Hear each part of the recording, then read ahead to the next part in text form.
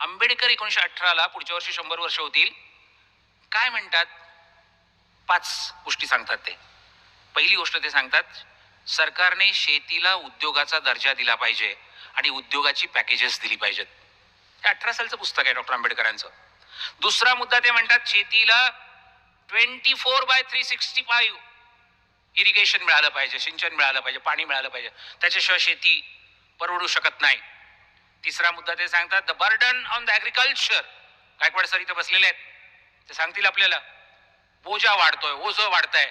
So तुमच्या फॅमिलीमधल्या एका मुलाला आंबेडकर सांगतात एज्युकेशन फील्डमध्ये पाठवा, एखाद्या मुलीला व्यापारात पाठवा, कॉमर्स, एखाद्या मुलाला उद्योगात पाठवा, इंडस्ट्री, एखाद्याला सर्व्हिस सेक्टरमध्ये पाठवा आणि एकच मुलगा किंवा मुलगी शेतावर ठेवा.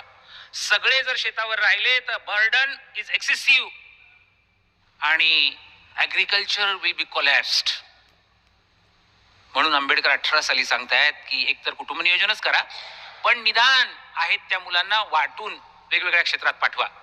पुढचा मुद्दा सांगताना डॉक्टर आंबेडकर म्हणतात, शेती मालाला बाजारभाव देताना उत्पादन खर्चावर आधारित बाजारभाव, उत्पादन खर्चावर आधारित बाजारभाव मिळाले पाहिजेत. कुठलाही उद्योग टिकू शकत नाही उत्पादन खर्चापेक्षा कमी किमतीला जर माल विकावा लागला तर. आणि म्हणून डॉक्टर आंबेडकर म्हणतात की there must be a policy, national policy, उत्पादन खर्चावर आधारित बाजारभाव द्यायची.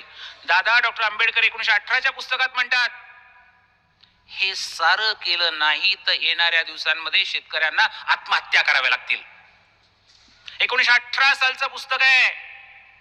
मी तुम्हाला कुणाला हात वर करायला लावणार नाहीये, पण हे पुस्तक तुमच्यापैकी कुणी वाचलंय का असं मी एवढ्यासाठी विचारत नाहीये की जयंतीचे कार्यक्रम होतात, पुण्यतिथीचे कार्यक्रम होतात, आंबेडकरांवर अनेक कार्यक्रम होतात. आम्ही प्राध्यापक लोक, आम्ही वक्ते, आम्ही पत्रकार, आम्ही लेखक ज्या बाबासाहेबांच्या गोष्टी 10 लाख वेळा सांगून झाल्यात त्याच परत सांगतो. हे आंबेडकर कधी ऐकलेत का?